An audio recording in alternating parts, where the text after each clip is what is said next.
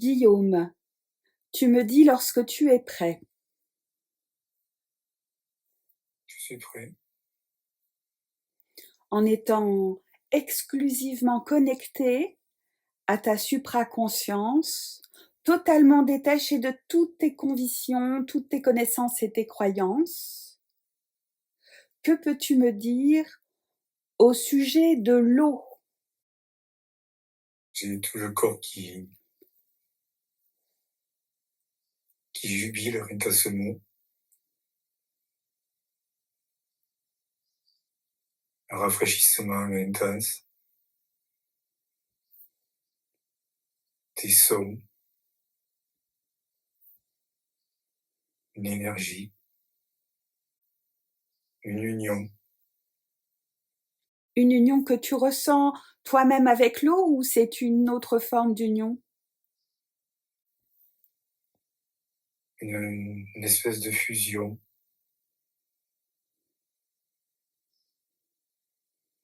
Comme si tout émanait de l'eau. Et qu'est-ce que tu entends lorsque tu dis que tout émane de l'eau?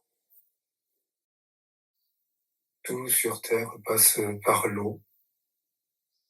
Le mouvement. La vie, bien sûr. L'eau permet l'expression. Je vois des vibrations, des ondulations. C'est ce qui vient après le mot expression.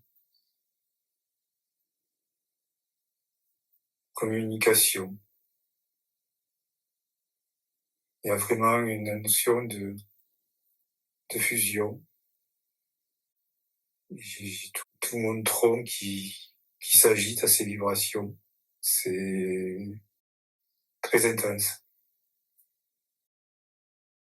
Et vois-tu une différence entre les différentes formes d'eau, par exemple les sources, les rivières, les lacs, les océans?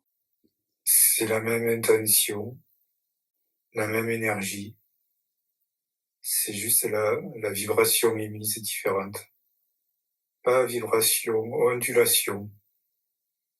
Je vois beaucoup d'agitation pour une cascade, bien sûr. Le rythme plus élevé, une source. Je ressens vraiment l'énergie douce, maternelle. L'océan, c'est les vagues qui viennent. Très doux, toujours très doux. Et le fait qu'il y ait du sel justement dans l'eau de mer, qu'est-ce que ça ajoute le sel à l'eau? Je vois cette notion de nettoyer, laver, mais plus que le corps. Je vois tout le corps énergétique, toute l'énergie bercée, nettoyée en même temps. Je vois plus régénérer pour la source et tonifier pour la cascade. Mais encore, je vois une même énergie sous des facettes différentes. Et une union, vraiment une union avec la vie. La relation entre les humains et l'eau. Plusieurs choses qui me viennent. Je vois l'interaction de l'homme avec l'eau, bien sûr, mais je vois aussi l'eau dans le corps, l'eau qui agit dans les organes. Je la vois circuler, insuffler l'énergie.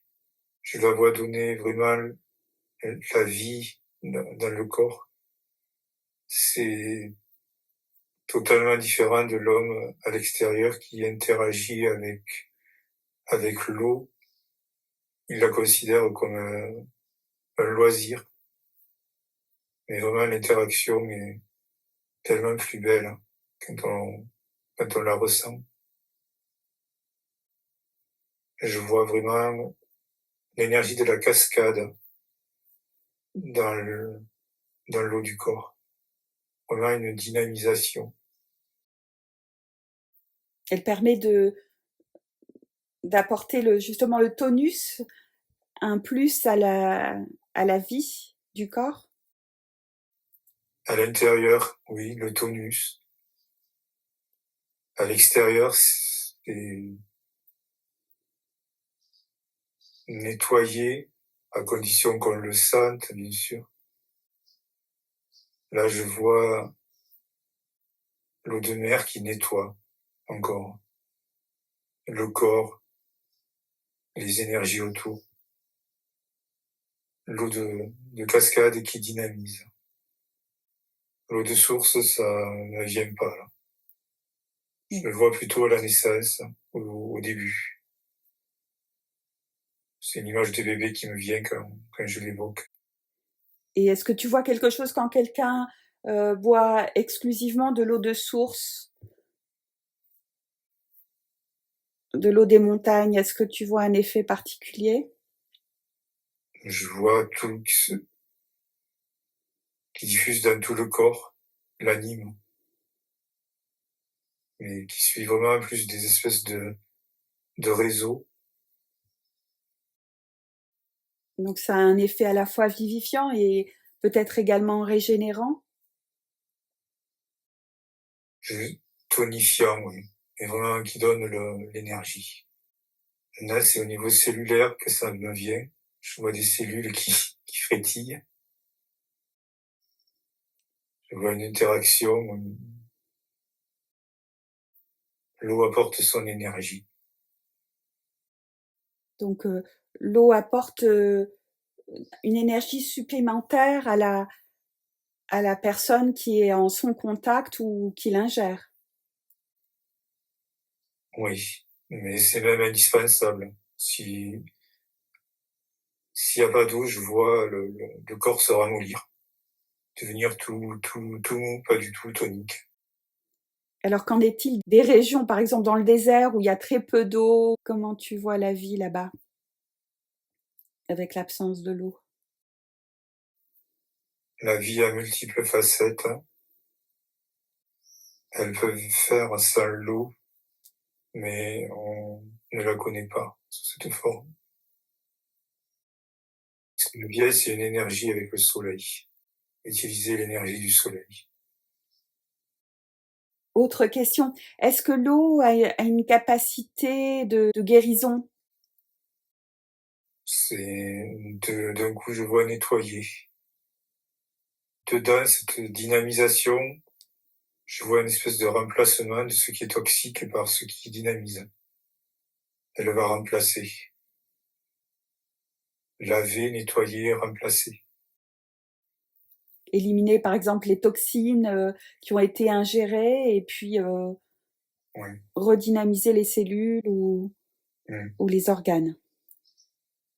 Sa nature fait qu'elle va s'implanter là, partout où elle est.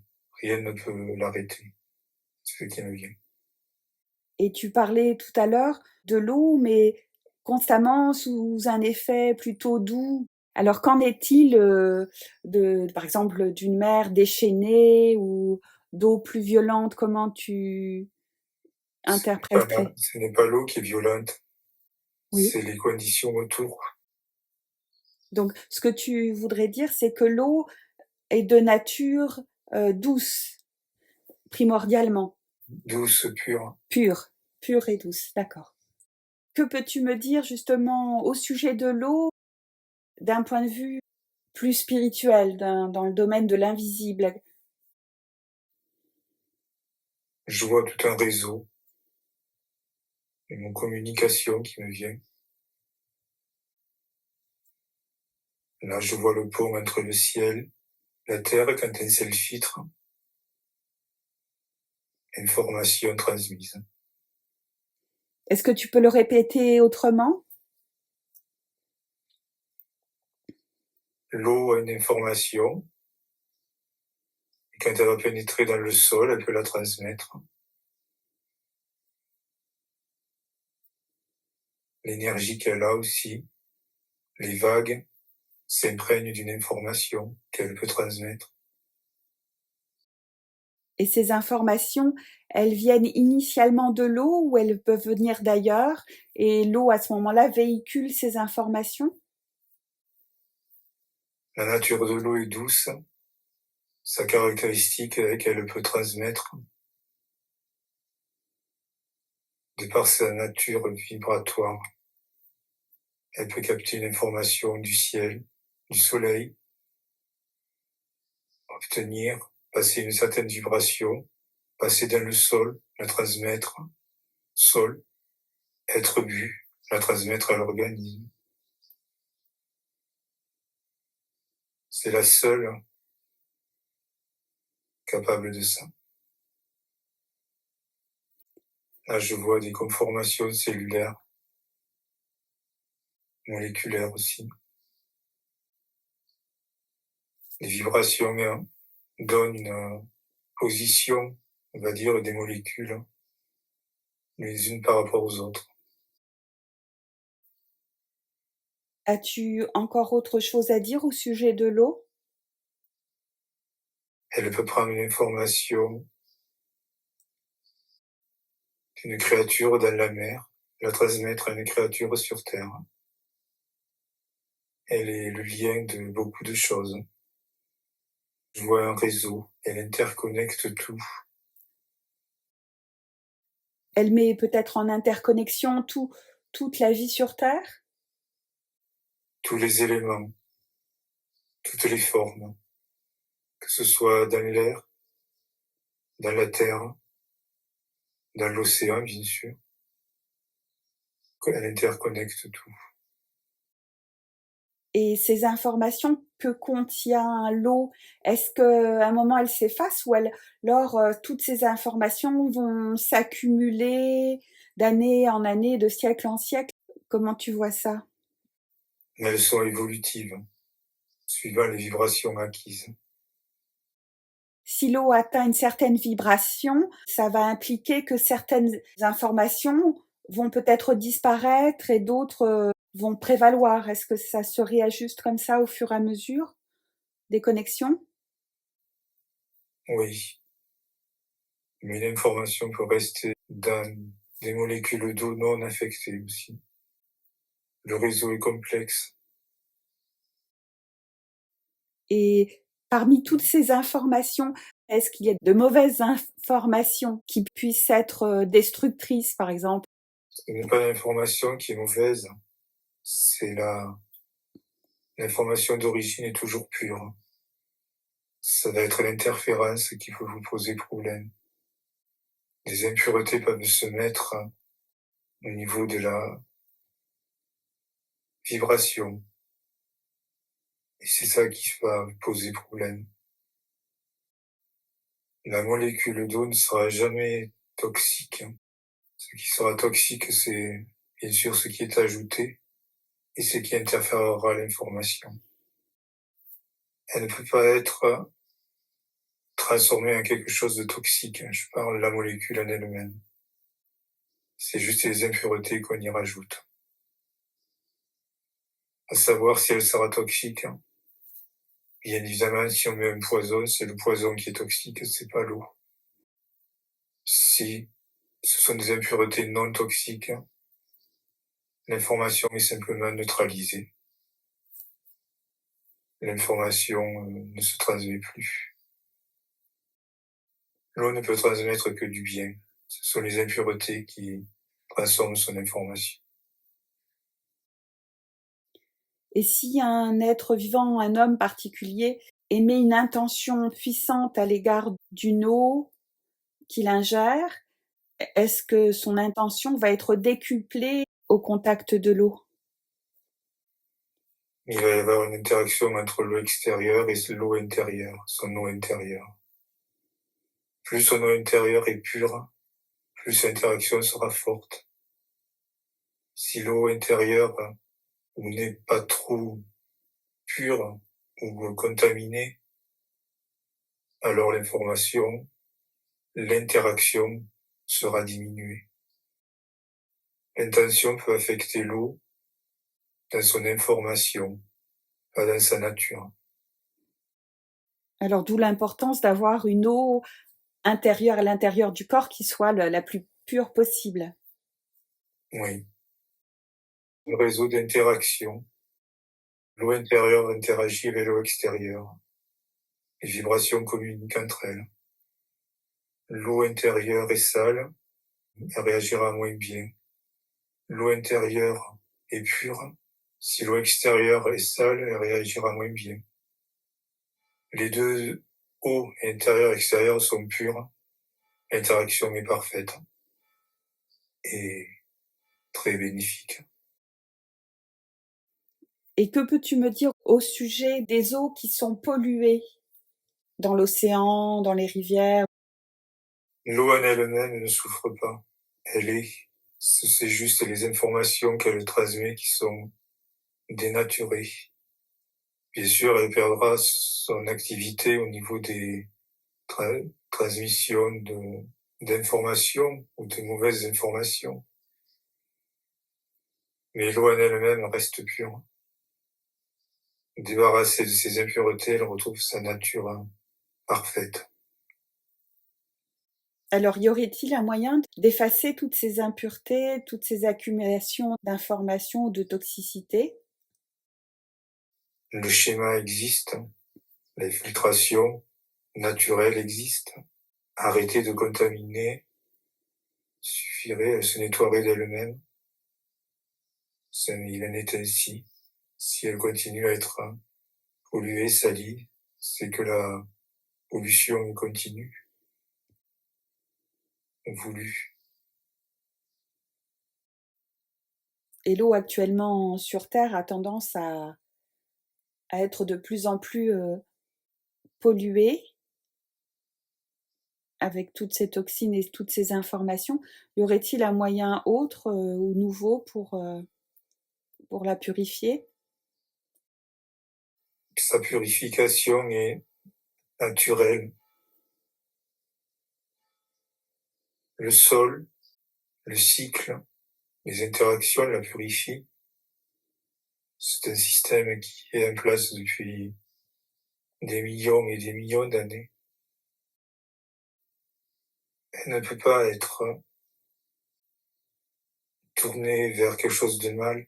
C'est juste qu'elle se purifie et sa vitesse de purification peut ne pas suffire pour les saletés, les pollutions émises. Alors, est-ce qu'il y aurait un moment de saturation extrême qui pourrait mettre l'eau dans un ralentissement de régénération ou de purification? Ce serait peut-être juste plus embêtant pour les personnes qui l'ingèrent. Après, peut-être que l'eau, juste avec elle-même, au bout d'un moment, elle se régénérerait forcément. Je parle des autres êtres vivants dans un fonctionnement de pollution constante pour être de plus en plus atteints dans leur intégrité vitale. La capacité de filtration, de nettoyage de l'eau naturelle est quasiment infinie. Le problème qui se pose, c'est l'accès à une eau propre qui est quasiment interdit à beaucoup de monde et qui ne peuvent plus bénéficier de cette communication, de cette interaction, de ce réseau. L'eau en elle-même n'est pas atteinte, non, on ne souffre pas. C'est juste que les personnes n'ont plus accès à son énergie. Donc l'eau en elle-même, elle a une puissance extraordinaire. Parce que dans tous les cas, même avec les pollutions les plus extrêmes, elle n'est pas atteinte en profondeur. La problématique viendrait au contraire des êtres vivants qui seraient privés de son énergie. L'eau est la vie. Elle souffle, dynamise la vie. C'est sa nature. Inatteignable, imperturbable. Le moyen d'action est juste d'empêcher de pouvoir profiter de son énergie naturelle.